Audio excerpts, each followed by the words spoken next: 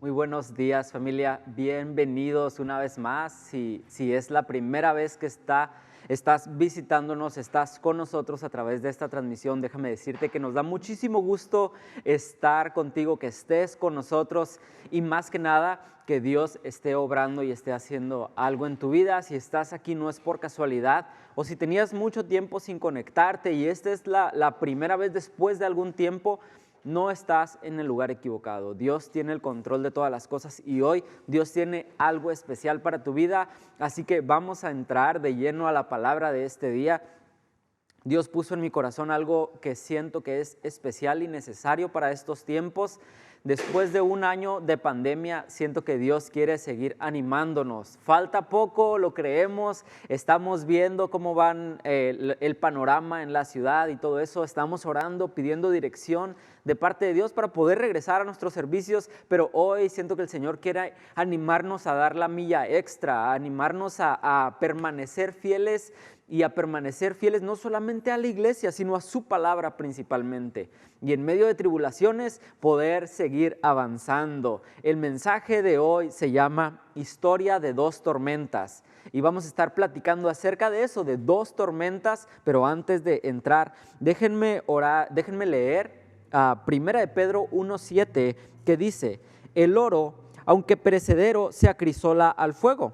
Así también la fe de ustedes, que vale mucho más que el oro, al ser acrisolada por las pruebas, demostrará que es digna de aprobación, gloria y honor cuando Jesucristo se revele. Señor, gracias por tu palabra.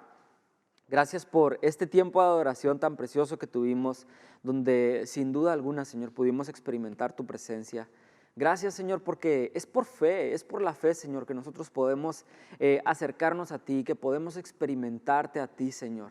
Porque tenemos que creer que existes, Señor, para poder experimentarte en nuestras vidas, Señor. Gracias por las pruebas, Señor. Hoy te agradecemos por las pruebas. En el nombre de Jesús, amén. Historia de dos tormentas. Vamos a Marcos 4, y vamos a estar leyendo Marcos 4 del versículo 35 al 31. Así que este es el momento para que tomes su Biblia. Si no tienes tu Biblia contigo todavía, te voy a dar 10 segundos para que vayas por ella. Espero que la tengas a la mano, no la tengas por ahí escondida. Si no tienes una Biblia, no te preocupes, aquí abajo van a estar apareciendo los versículos que vamos a estar leyendo. No todos, los más importantes, no todos son importantes, pero en los que vamos a estar abundando más. Así que ya pasaron 10 segundos, espero que tengas tu Biblia. Ahora ábrela en Marcos 4, y vamos a estar leyendo del versículo 35 al versículo 41. Así que vamos con el primero de ellos, Marcos 4:35, y dice así: Jesús calma la tormenta. Ese día, al anochecer, les dijo a sus discípulos: crucemos al otro lado. Ese día Jesús le hizo una promesa, o Jesús habló algo a sus discípulos. Estaban en la orilla, en la orilla de un lago, y Jesús les dice: crucemos al otro lado. Jesús les hizo una promesa, no les dijo: les prometo que vamos a cruzar, pero Jesús dijo: crucemos al otro lado. Y Jesús, cuando les dice esto, no les dijo: vamos a meternos al mar y vamos a perecer en Galilea y vamos a ver si nos ahogamos ahí en medio del mar de Galilea. Jesús no les dijo eso. Jesús les dijo: vamos a ir al otro lado. Y cuando Jesús dice algo, Jesús lo cumple. Y esa es una esperanza y es una garantía que la palabra de Dios nos da, familia, que cuando Jesús dice algo, Jesús lo cumple. Él prometió a sus discípulos que pasarían al otro lado. Él les dijo que pasarían al otro lado. ¿Y por qué dudamos en ocasiones? ¿Por qué cuando Dios nos dice algo, cuando en la palabra de Dios vemos una palabra, cuando en la palabra de Dios vemos algo que viene, que sentimos de Dios para nosotros? Toda la palabra, toda la Biblia es la palabra de Dios para nosotros. Pero honestamente hay versículos, hay pasajes de la Biblia en los que podemos ver y en los que podemos experimentar la voz de Dios hablando en nuestras vidas. Podemos experimentar algo más personal, dependiendo la situación en la cual estamos viviendo. Y en este día que estamos estudiando esto, quiero recordarle esto, que cuando Dios dice algo, Dios lo cumple. Y ese es un lema de nuestra iglesia Vino Nuevo. Dios siempre cumple sus promesas, Dios siempre cumple su palabra. Así que aferrémonos a eso en épocas de inestabilidad, en situaciones complicadas, en medio de tribulación, podemos tener esta esperanza y esta firme convicción que Dios siempre cumple sus promesas. Pero mi pregunta es, ¿por qué si tenemos esta promesa de Dios? ¿Por qué si tenemos esta garantía de Dios? ¿Por qué dudamos? ¿Por qué en ocasiones no experimentamos esa revelación de la palabra o no experimentamos esa seguridad en nuestras vidas? Pues porque somos humanos, porque no podemos dejar de lado todas nuestras emociones y nuestros sentimientos, las cuales Dios nos hizo con ellas. Somos humanos. Si no dudáramos, no necesitaríamos fe. Si no dudáramos, no necesitaríamos fe. Necesitamos fe para poder creer y confiar en las promesas de Dios. ¿Y sabe cómo se ejercita y cómo se fortalece nuestra fe? A través de muchas tribulaciones, a través de muchas pruebas. Para nosotros poder abrazar las promesas de Dios necesitamos fe, y para poder tener una fe que abraza las promesas de Dios necesitamos pasar por pruebas. Necesitamos ver la mano de Dios, necesitamos ver cómo Dios obra en nuestras vidas. Yo la verdad me alegro mucho y me emociona mucho cuando escucho testimonios y acciones de gracias, como algunas de este día. Estuvimos orando por Claudia, Dios obró en su vida, sus resultados salieron todo en orden, gloria a Dios por eso. Pero estoy seguro que en medio de esta prueba, la fe de Charlie y Claudia fue puesta a prueba y la fe de ellos creció. La fe de ellos se fortaleció y ahora ellos pueden levantar sus manos y alabar a Dios porque saben que tenemos un Dios vivo y nosotros juntamente con ellos. También cuando Enrique estaba orando, él hizo una oración tan preciosa y dijo: Señor, tú puedes sanarlos porque yo conozco que tú sanaste a mi abuela de cáncer hace unos meses. Dios es un Dios real, es un Dios vivo que está obrando, pero es necesario que pasemos por diversas tribulaciones, por pruebas, por tormentas, para que nuestra fe sea fortalecida y probada. Primera de Pedro 1:7 dice: el oro, aunque perecedero, es decir, que se acaba, el oro se acaba, dice, se acrisola al fuego. Acrisolar significa purificar. El crisol es un recipiente que soporta altas temperaturas, en el cual se mete el oro o diferentes metales, se pone al fuego, se calienta a miles de grados y eso hace que cada uno de esos metales, en este caso en la palabra dice el oro, se purifica al fuego. Dice, así también la fe de ustedes, así también tu fe, la fe de ti que estás detrás de esa pantalla, dice que vale mucho más que el oro. Nuestra fe vale más que el oro. Al ser acrisolada por las pruebas, demostrará que es digna de aprobación, gloria y honor cuando Jesucristo se revele. Wow, nuestra fe va a ser probada, nuestra fe va a ser purificada por las pruebas. ¿Para qué? Para demostrar que es una fe digna de aprobación, de gloria y de honor. ¿Cuándo? No en este tiempo, no en este momento y no en este lugar, no en medio de una pandemia.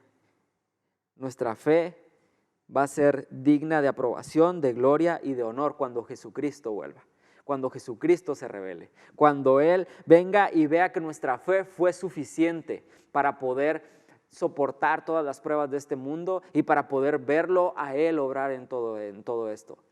Pero lo principal es para poder nosotros depositar nuestra confianza total en Él, porque este mundo con todas sus cosas se va a acabar, va a terminar. Pero nosotros, si ponemos nuestra fe en Cristo, vamos a permanecer y vamos a trascender a la eternidad junto con Él. Versículo 36 de Marcos 4, versículo 36 dice: dejaron a la multitud y se fueron con Él en la barca donde estaba. También lo acompañaban otras barcas. ¿Qué es lo que estamos viendo aquí? Dice que dejaron a la multitud y se fueron con Él en la barca donde estaba. Entonces Jesús estaba en una barca. y dejaron a la multitud. Pero ¿qué es lo que estaba pasando? Quiero tomar 3 minutos para ponernos en contexto de qué es lo que estaba pasando en este momento. Y para eso tenemos que irnos hasta Marcos 3. Usted no se vaya, aquí van a estar apareciendo solamente algunos versículos, pero te recomiendo que terminando este mensaje, si te interesa, leas, es más, te animo a que lo leas. Desde Marcos 3 hasta Marcos 4, todo Marcos 3 y Marcos 4 está súper cortito, pero es importante para entender el contexto de todo lo que estaba sucediendo. En Marcos 3, 1 dice, otra vez entró Jesús en la sinagoga y había allí un hombre que tenía una mano seca, o que tenía seca una mano. Jesús está iniciando su ministerio y Jesús estaba yendo a la sinagoga. Cuando llega a la sinagoga empieza a enseñar, pero había un hombre que tenía la mano seca, que tenía problemas pues en una mano. Y Jesús, no le voy a dar más detalles porque esto es interesantísimo, pero nos tomaría todo el día poder analizar Marcos 3. Pero Jesús sana a este hombre y eso causa un revuelo ahí entre la gente que estaba entre los judíos. Pero Jesús no tomó mucha importancia a eso porque en el versículo 7 dice lo siguiente: mas Jesús se retiró al mar con sus discípulos y le siguió una gran multitud de Galilea y de Judea. Jesús entra a la sinagoga, sana a este hombre, dice, ya se me acabó mi chamba aquí, vámonos al mar, dice, se retiró al mar, se llevó sus discípulos con él, pero una gran multitud de galileos y gente de Judea venían con él. En el versículo 9 dice, entonces, para evitar que la gente lo atropellara, encargó a sus discípulos que le tuvieran preparada una pequeña barca. Entonces, ahí donde ya vemos, hay una barca. Jesús está ahí enseñando, hablando con la gente, mostrándole a la gente el reino de Dios, haciendo milagros, sanando gente. Todo esto está ocurriendo simultáneamente, viene un evento tras otro. En Marcos 3:13 dice, después subió al monte y llamó así a los que él quiso y vinieron con él. Y aquí es donde Jesús nombra a sus 12 como apóstoles. Fíjese, sana a un hombre, luego viene al mar de Galilea, a la orilla del mar, dice, es demasiada gente, me voy a subir a una barca para enseña, después toma a algunos con él, se los lleva al monte, les da instrucciones, pero nombra a 12 discípulos. Después de eso, vemos en Marcos 3:20, dice, y se agolpó de nuevo la gente, de modo que ellos no podían ni aún comer pan. Marcos 3:20, esto está bien interesante. Miren nada más lo que está sucediendo aquí. En Marcos 3:20 dice, luego entró en una casa y de nuevo se aglomeró tanta gente que ni siquiera podían comer él y sus discípulos. O sea que en los versículos anteriores llama a sus apóstoles, pero después regresa, entra a una casa y hay tanta gente que dice que ni siquiera podían comer él y sus discípulos. Y el 21 dice, cuando se enteraron sus parientes, salieron a hacerse cargo de él porque decían, está fuera de sí. O sea que Jesús estaba haciendo su ministerio, pero su familia pensaba que estaba medio tocado. Decía, este se está volviendo loco, mira, ni siquiera come, hay demasiada gente, vamos por él. Pero no pueden hacer nada porque Jesús estaba en el trabajo de su Padre, estaba en lo que Dios lo había llamado a hacer. Pero ahí vemos otra vez a mucha gente. Jesús llega a una casa, sigue enseñando. Y ahora vámonos hasta Marcos 4, del versículo 1 hasta el 34. No lo vamos a leer porque son muchos, pero básicamente el 1 dice, otra vez comenzó Jesús a enseñar junto al mar. Y se reunió alrededor de él mucha gente, tanto que entrando en una barca, se sentó en ella en el mar y toda la gente estaba en tierra junto al mar. Jesús toma la barca, se sienta y empieza a enseñar.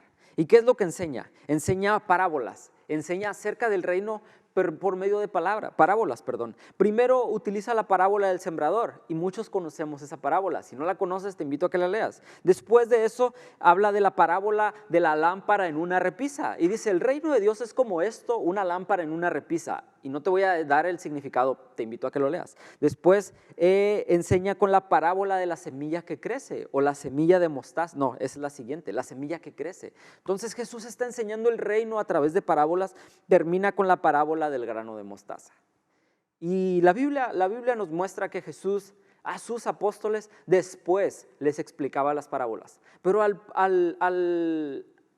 pueblo, él simplemente les hablaba en parábolas y el que entendía y el que no entendía, pues no entendía.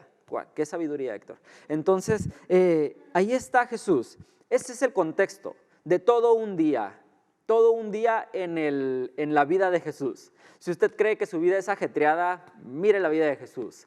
Sana una mano, después se va a enseñar a una casa. Y luego nombra apóstoles, casual, voy a nombrar apóstoles hoy. Nombra a sus apóstoles, regresa, enseña en otra casa, hay demasiada gente, su familia cree que está loco, después viene al mar, enseña parábolas, baja el reino de los cielos y lo entrega a la gente como parábolas, como palabras fáciles de entender, y ahí está. ¿Y cómo termina el día de Jesús? Ahora sí, versículo 35 de Marcos, versículo 35 de Marcos 4, dice: ese día al anochecer le dijo a sus discípulos: crucemos al otro lado.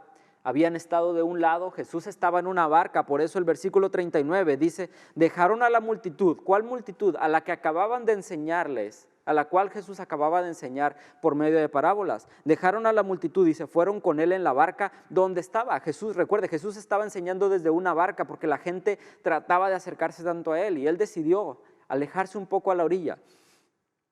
También lo acompañaban otras barcas. Versículo 37, se desató entonces una fuerte tormenta y las olas azotaban la barca, tanto que ya comenzaba a inundarse. El mar de Galilea no es un mar, es un lago muy, muy grande. Entonces, es el lugar donde Pedro trabajaba, donde tenía su compañía pesquera o una lancha tal vez nada más, una balsa. Es un lago, es uno de los lagos, es muy, muy grande.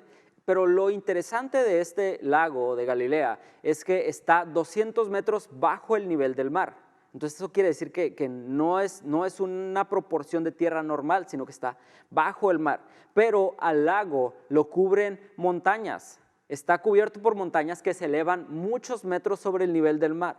¿Qué es lo que puede generar esto? Es que vientos que corren bajo el nivel del mar tienden a ser cálidos, pero vientos que están sobre el nivel del mar y sobre las montañas pueden ser vientos muy fríos. Entonces, ¿qué es lo que pasa? ¿Cuál es la combinación de vientos cálidos y vientos fríos? Huracanes.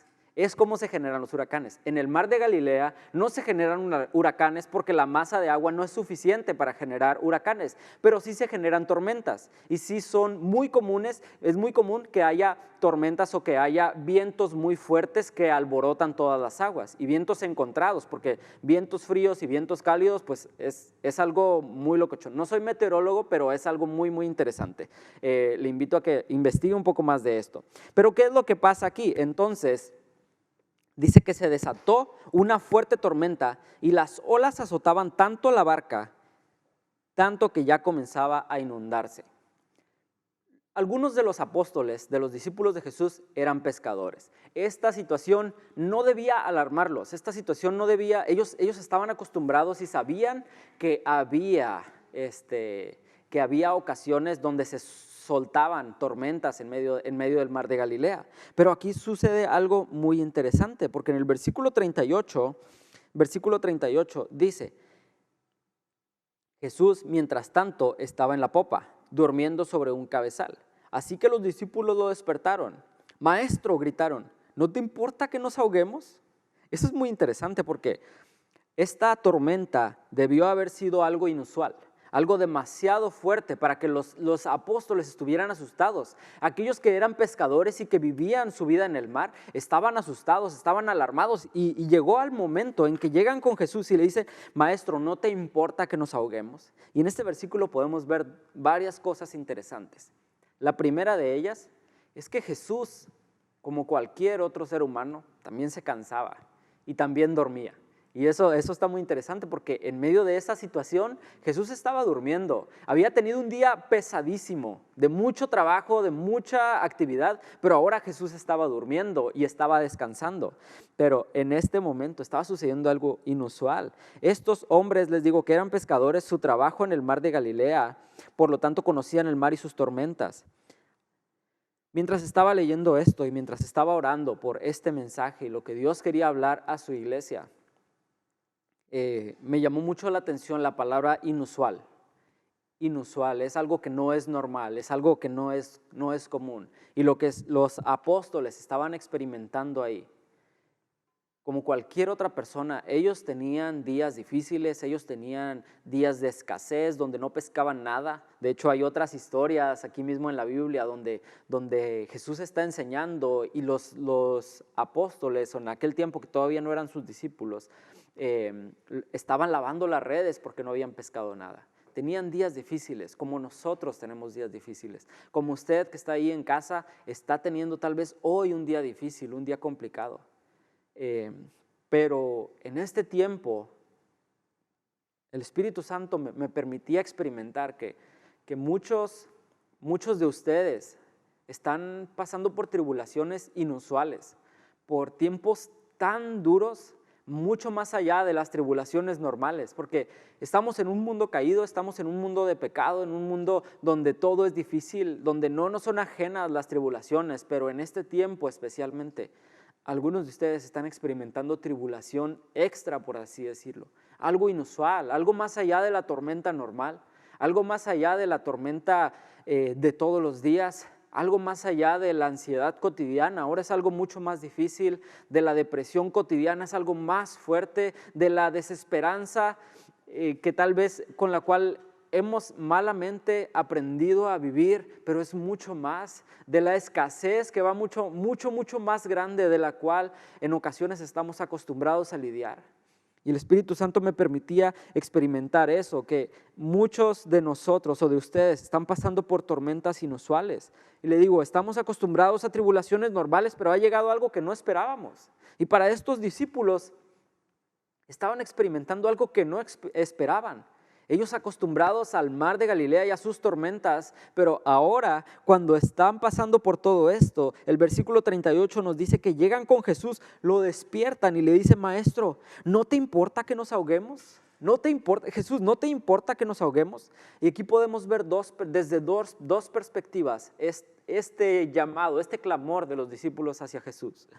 La primera de ellas es y no lo dice la Biblia, esta es una interpretación personal, pero podemos verlo así. Tú, Jesús, que estuviste todo el día sanando enfermos y que enseñaste sobre el reino de Dios, ¿no vas a hacer nada por nosotros? ¿No ves que nos ahogamos? Y en ocasiones así podemos sentirnos delante de Dios. Vemos cómo Dios obra en la vida de otros, pero Jesús, me estoy ahogando, no vas a hacer nada. Escuchamos las acciones de gracias aquí y podemos decir, Jesús, ¿por qué sí responde su oración y no la mía? ¿Por qué, Jesús, no ves que me estoy ahogando? Y la otra perspectiva puede ser esta, que simplemente llegan con Jesús los discípulos y le dices, hey Jesús, ¿qué haces dormido? ¿Que no ves que nos estamos ahogando? Levántate a ayudarnos.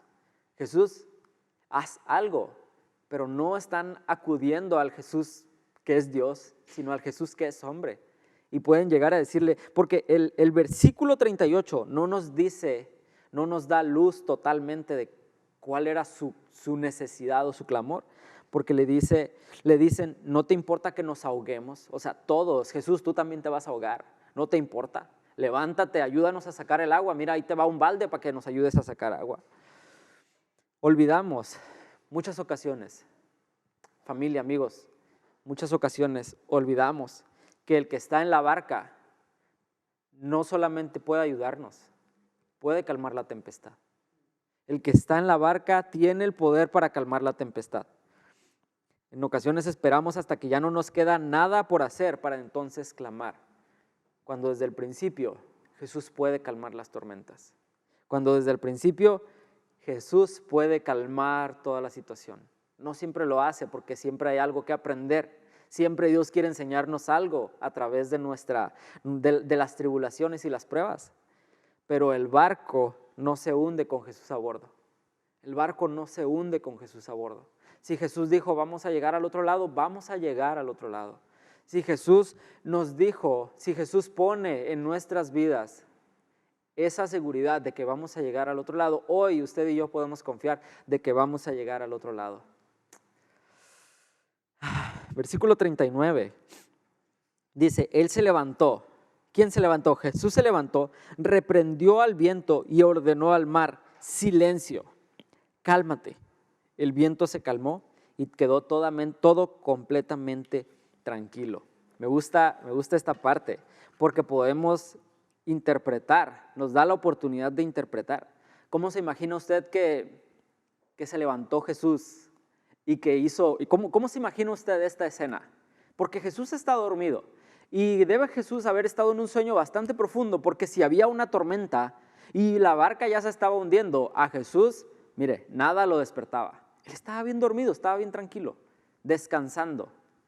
¿Cómo se imagina usted esta escena? Jesús despertándose abruptamente y dice, ¿qué está pasando? No. Y luego aquí el versículo dice que dijo, silencio, cálmate.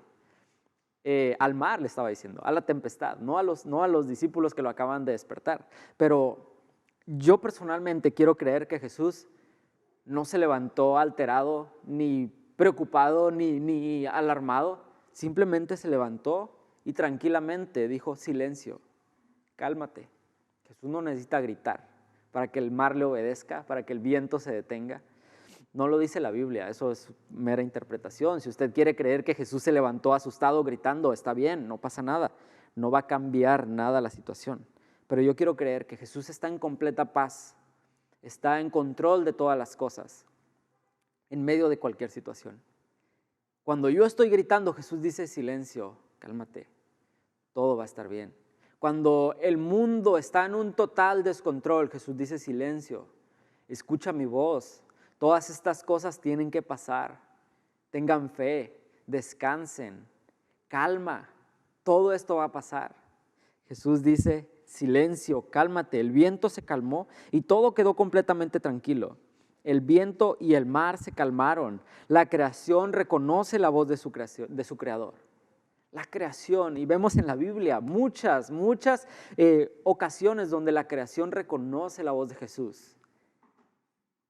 ¿No es ese un Dios maravilloso? ¿No es ese un Dios tan poderoso y tan real que Él simplemente habla y la creación responde? ¡Wow! Eso me maravilla mucho de Jesús. Y aquí es donde se acaba la primera tormenta. ¿Se acuerda que mencioné que el mensaje se llama Historia de dos tormentas? Aquí termina la primera tormenta, nuestra primera tormenta, cuando Jesús dice silencio, calma, y todo cobra paz. Pero hay otra tormenta, la segunda tormenta, y esta tormenta apenas comienza. Bueno, ya comenzó, pero va a permanecer esta tormenta. Versículo 40 dice, ¿por qué tienen tanto miedo? Jesús, después de haber calmado todo, dice, ¿por qué tienen tanto miedo? Dijo a sus discípulos, ¿todavía no tienen fe? Híjole, estas dos preguntas resonaron demasiado en mi vida, como tuvieron un eco muy fuerte en mi corazón, y yo me hice esta pregunta, ¿por qué tengo tanto miedo en medio de las tribulaciones? Es que no tengo fe, y esta pregunta es difícil, esta pregunta es dura. ¿Por qué? Porque es muy complicado cuando nosotros estamos en diversas pruebas y tribulaciones y estamos pasando por lo más difícil y luego nos cuestionamos, ¿es que no tengo fe? ¿Es que no tengo fe? O que llegue alguien más y te diga, ¿no tienes fe? ¿Dónde está tu fe? ¿Por qué no crees? Más cuando alguien llega a orar por nosotros y dice, si tienes fe, vas a ser sano. ¡Wow! Eso es difícil. ¿Tienes fe para sanar? Y es donde cuestionamos nuestra fe. Pero este día, después de que Jesús había pasado todo el día con sus discípulos, los nombró apóstoles. Ellos vieron su poder a través de diferentes situaciones. Ellos escucharon la revelación del reino de Dios. Todavía no tenían fe. Después de 12 años, yo voy para 13 años conociendo a Jesús. Y después de 12 años, en ocasiones me siento como los discípulos en la barca. Jesús, ¿no ves que me voy a ahogar? Jesús, ¿no ves que me estoy ahogando? ¿No vas a hacer algo, Jesús? Tal vez ya no me acerco a decirle a Jesús, ayúdame a sacar el agua, sino, Jesús, ¿no vas a hacer algo? Mira que me estoy ahogando. Mira que me estoy ahogando. Aquí Jesús menciona dos cosas, dos conceptos importantes. El primero de ellos es el miedo y el segundo es la fe. Dice, todavía, ¿por qué tienen tanto miedo y todavía no tienen fe? Uno es el que existe, otro es el que falta. Hay miedo, no hay fe. Miedo contra fe. ¿Qué podemos encontrar de esto? Que en ocasiones el miedo opaca nuestra fe. El miedo oscurece nuestra fe el miedo no deja que la luz de Jesús venga a traer claridad a nuestros pensamientos, a nuestras emociones, a nuestro corazón. El miedo no deja que nuestra fe sea la que tome los pasos correctos. Y en ocasiones Tomamos decisiones en medio de miedo en lugar de tener fe para creer que Dios va a obrar. ¿Qué es lo que está alentándote en este tiempo de tribulación? ¿El miedo o la fe? Sé que es difícil tener fe. En medio de situaciones duras es difícil tener fe. Pero ¿qué es lo que está alentándote? Yo quiero animarte a que dejes un lado el miedo. Es difícil, Héctor, ¿cómo dejo el miedo? Ahorita vamos a ver un poquito más de qué es lo que Jesús hizo, qué es lo que Jesús dice, pero quiero animarte. Y vamos a ver, Hebreos 11:1 en la versión Reina Valera dice, es pues la fe, la certeza de lo que se espera y la convicción de lo que no se ve. Jesús les dijo a sus discípulos, dice, ¿todavía no tienen fe? Pero vamos a ver qué es la fe de una manera muy rápida y sencilla. ¿Qué es la fe? La fe es la certeza de lo que se espera y la convicción de lo que no se ve. Vamos a meter este concepto, estos dos conceptos, certeza y convicción, en medio de nuestra situación de la barca, en medio de todo lo que estaba pasando. Jesús dijo, vamos a ir al otro lado. Cuando salieron de la orilla, les dijo, vamos a ir al otro lado. Esa es la promesa de Dios. Eso es lo que Dios ha dicho, vamos a llegar al otro lado. Pero en medio del problemón en el que se metieron, Jesús les dice, ¿por qué tienen tanto miedo? ¿Todavía no tienen fe? Entonces, ¿qué esperamos de esto? Si nosotros respondemos en miedo, posiblemente nos vamos a ver en una situación como esta. No vamos a llegar al otro lado. Nos vamos a ahogar en este momento. Porque lo primero que viene en nuestras vidas es el miedo. Ves la situación complicada y dices, ay, no, ya, aquí quedé. Nos vamos a ahogar. ¿Qué es lo que Jesús había dicho? Vamos a ir al otro lado. ¿Qué es lo que el miedo dice? Nos vamos a ahogar, no vamos a llegar. ¿Qué es lo que la fe dice? No lo veo, no veo el otro lado, pero sé que existe porque Jesús lo dijo y sé que vamos a llegar. Jesús dice algo y si nosotros tenemos fe para creerlo, podemos aferrarnos a esa promesa. Pero si dejamos que el miedo tome el lugar de la fe, vamos a empezar a dudar y nos vamos a quedar en medio de esa situación. ¿Qué es lo que se espera? Dice, la fe es la certeza de lo que se espera. ¿Qué es lo que se espera? Llegar al otro lado. El miedo nos hace permanecer en medio, con temor, ahora sí que el miedo, con mucho miedo, nos detiene, nos paraliza de voltear a ver quién está cerca de nosotros, quién está en la barca. Y es Jesús, el miedo nos paraliza. Pero ¿qué es lo que la fe nos dice? Que vamos a llegar al otro lado. Si en este tiempo está pasando por una tribulación, no dejes que el miedo tome lugar en tu vida. Cobra fe, toma esa fe, recuerda quién está en tu barca, Y ¿qué dice la convicción de lo que no se ve? ¿Qué es lo que no se ve? Había una tormenta enorme, seguramente no se veía al otro lado. ¿Qué es lo que dice el miedo? El otro lado ni siquiera existe. ¿Qué estás haciendo aquí? Mejor te hubieras quedado en la otra orilla. Es más, mejor hubieras dado toda la vuelta al lago. Pero Jesús dice, vamos a cruzar al otro lado. Y si Jesús lo dice, Jesús lo va a hacer. El miedo dice, ni siquiera existe el otro lado. Y la fe dice, no lo veo, pero sé que existe y sé que vamos a llegar. Porque Jesús lo dijo. Esa es la convicción de lo que no se ve. Hay muchas cosas en nuestras vidas que no vemos todavía. Pero si Jesús lo dijo, podemos tener la convicción, creer completamente, sin lugar a dudas, de que Jesús lo va a lograr. Versículo 41. Dice el versículo 41, ellos estaban espantados y se decían unos a otros, ¿quién es este que hasta el viento y el mar le obedecen? Híjole, ¿quién es este? ¿Cuántos de nosotros nos hemos hecho esa pregunta? ¿Quién es este? Déjame decirte quién es este. Es Jesús, el que calma las tormentas. Es Jesús el que le dice al mar, cálmate, y al viento, silencio.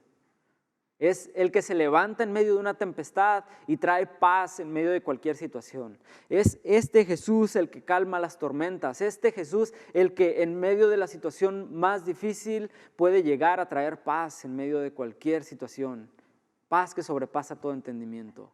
Es este Jesús el que calma tormentas, el que tiene el poder para transformar una situación oscura en un día soleado. Es este Jesús que tiene el poder para transformar nuestras vidas completamente. Y como decía el versículo que leímos al principio, nuestra fe se acrisola en medio de las pruebas. Nuestra fe se purifica en medio de las pruebas.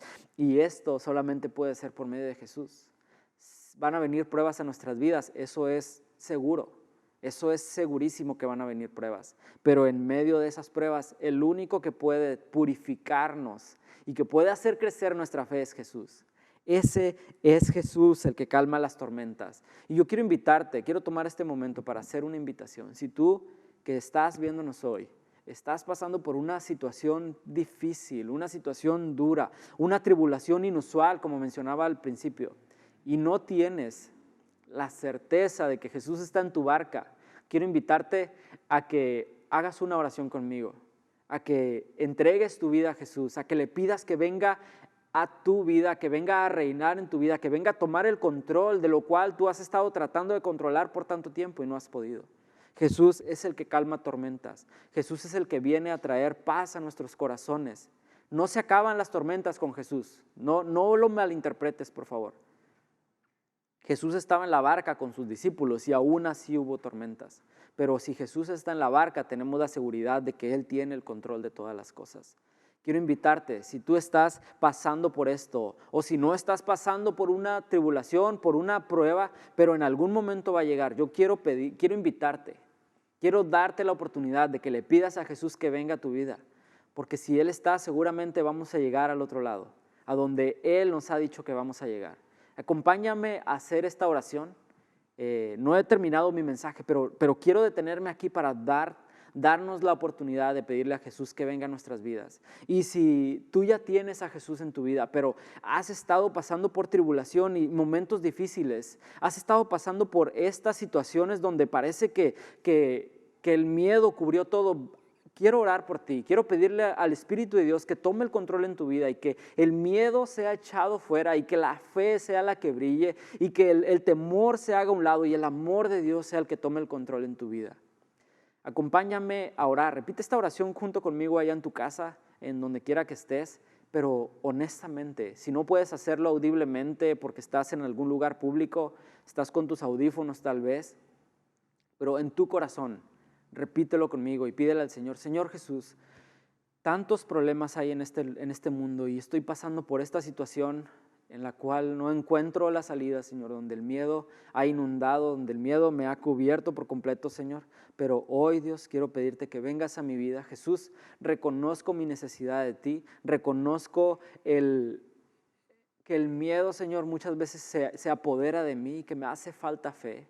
Jesús, toma el control de mi vida. Quiero pedirte que vengas a reinar en ella. Reconozco que soy pecador y que te necesito. En el nombre de Jesús, amén. Señor, yo quiero orar hoy por cada uno de mis hermanos que está pasando por tribulación y pasando por angustia y por dolor, Señor. Yo puedo ver que tú eres el que calma las tormentas. Yo puedo ver que tú eres el que en medio de tormentas y de tempestades inusuales, de pruebas mucho más allá de lo que tal vez pudiéramos pensar que podemos soportar, Señor, tú estás con nosotros en medio de esto. Y pido en el nombre de Jesús, Señor, que cada uno de mis hermanos que está pasando por esta situación pueda voltear a verte a ti, Señor, y ver que tú vas a obrar, ver que tú vas a decir silencio, calma, y que las cosas, Señor, tal vez por un tiempo no van a mejorar, pero que tú, Señor, que has prometido que vamos a llegar al otro lado, podemos confiar en tu palabra, Señor, porque tu palabra es verdad. En el nombre de Jesús, amén. Quiero terminar y quiero concluir con 3 aplicaciones que podemos aprovechar de estos pasajes que acabamos de leer este día. Las 2 tormentas se llamó este mensaje, historia de 2 tormentas. La primera tormenta va a pasar, la primera tormenta va a pasar, va a terminar. Hemos visto que Dios obra y la primera tormenta va a pasar. Pero la segunda tormenta no pasa hasta que Jesús está en tu barca.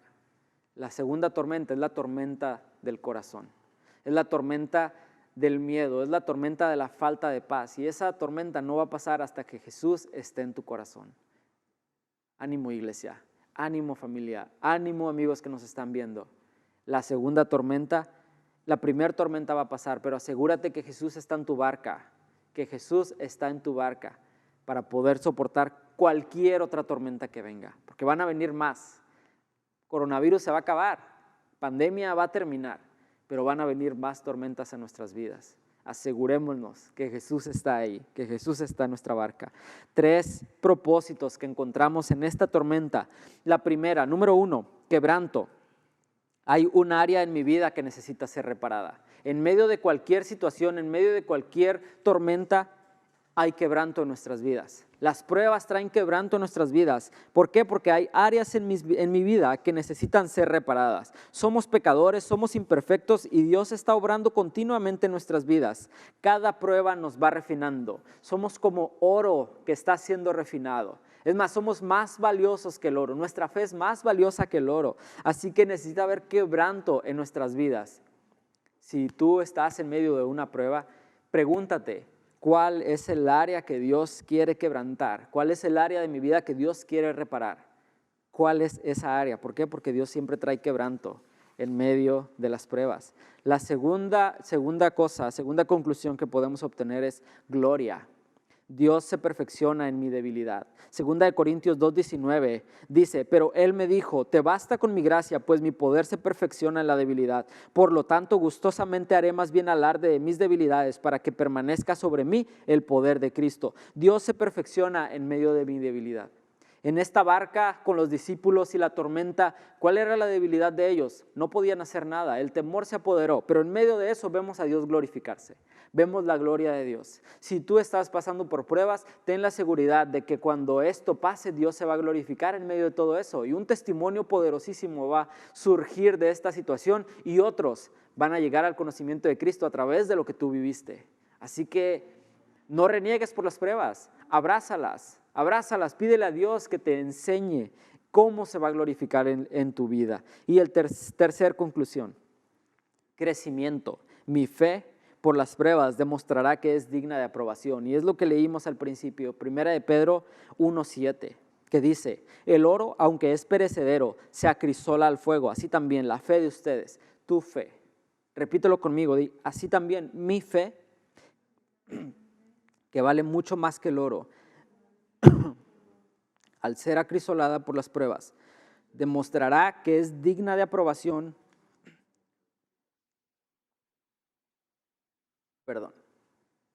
Gloria y honor cuando Jesucristo se revele. Mi fe va a ser probada para demostrar que es digna de aprobación. Crecimiento. Toda prueba trae crecimiento en tu vida. No hay prueba que venga nada más para hacerte sufrir. No hay una tribulación que no tenga propósito. Todas traen crecimiento. Y por medio de las pruebas, tu fe se va a afirmar y tu fe va a crecer. Que Dios te bendiga, iglesia, que puedas abrazar cada una de las pruebas y que el Espíritu de Dios sea el que siga obrando en tu vida. Y antes de despedirme, quiero pedirte, si a ti que nos ves por primera vez o que hiciste esta oración hace un momento,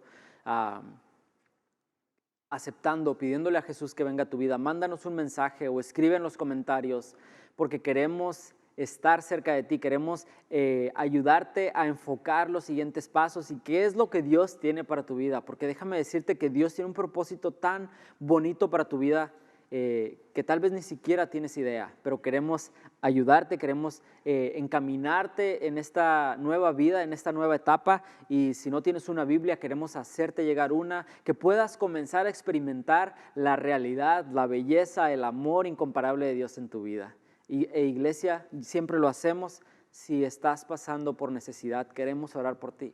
Si estás pasando por tribulación, queremos estar orando por ti, queremos cubrirte en oración. Así que si tú estás en una situación difícil, mándanos un mensaje a la página de Vino Nuevo porque queremos estar cubriéndote en oración. Que Dios les bendiga y que tengan un excelente día.